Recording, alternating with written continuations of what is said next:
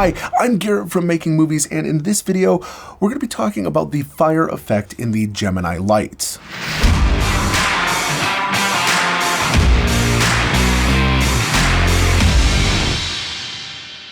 Working with fire is a challenge on a film set, not just because of the safety concerns, but also from a lighting standpoint, because fire can be very inconsistent, and if your lighting is inconsistent, exposing for that lighting can be super difficult, which then is going to directly affect your scene, and that is where something like the Gemini becomes really, really valuable.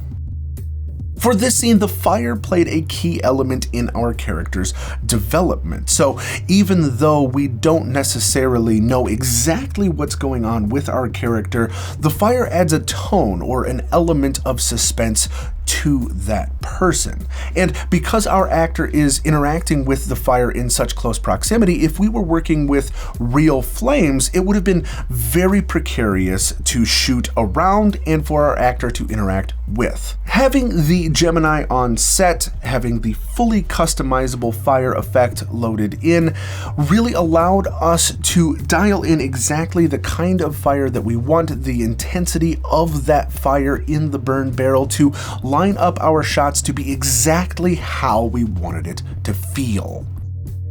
Because you can power the Geminis off of V-mount batteries, we were able to take a 1x1 Gemini with our fire effect loaded into it and put it inside the burn barrel without having any cables or wires coming out of it. The inside of the barrel had a shiny metal interior which acted as a reflector and intensifier, really shining that light up through the barrel onto our main actor. So even though we were shooting in the day, we still were able to get all of that flame detail onto our character's face.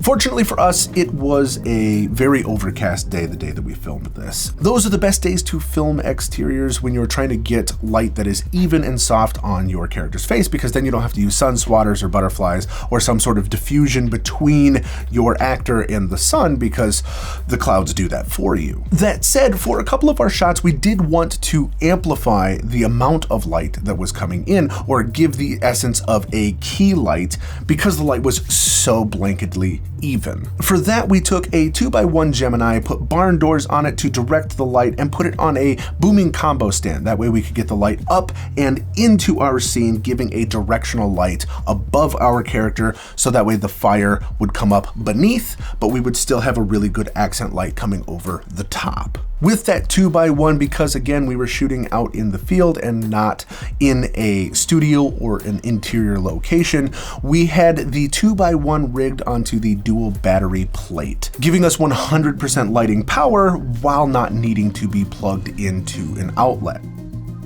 Our burn barrel was a 1x1 Gemini. Inside the barrel rested on a sandbag, also with a battery plate and a V-mount battery attached to it.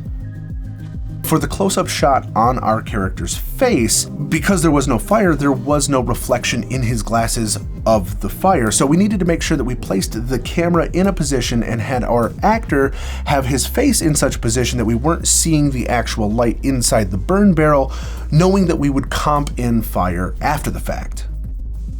The same is true with the wide shot. Because we knew we would be putting fire in afterwards, we positioned our character to be on top of the barrel, closer than he normally would be if there was real fire, so then that way we could still see that fire flicker coming up onto their face. I hope you found this helpful, and if you did, stick around. We're making more videos on other effects within the Gemini lights.